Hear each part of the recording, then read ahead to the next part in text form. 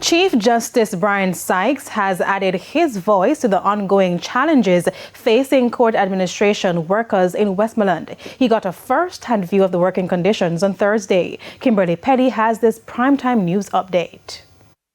Mere days after disgruntled workers at the Westmoreland Court's office staged a sit-out due to poor working conditions, Chief Justice Bryan Sykes heard the cries and visited the facility on Thursday.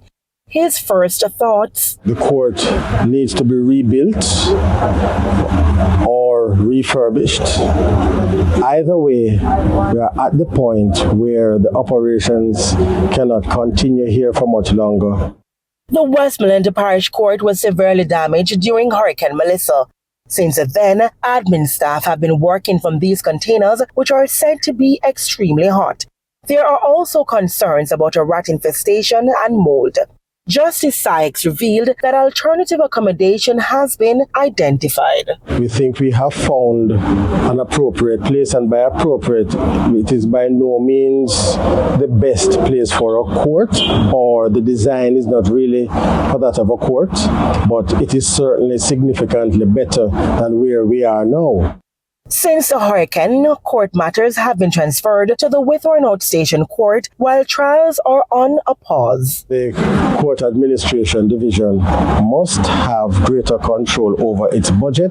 It is now 6 months post-hurricane, and all these improvements here, if you call them improvements, have been done by us, the judiciary. Those who are responsible for capital budget have not done anything on this side.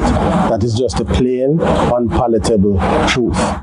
He adds that the court is an important part of the government structure and the community. And so the staff must be placed in accommodations where their life and health are not at risk. And so for those who have greater capital budget, spare a thought for the staff who are here. And even as I speak to you, we just had a meeting, and where have they gone? Back into the building where the mosquitoes are waiting to greet them. Kimberly Petty for TVJ News.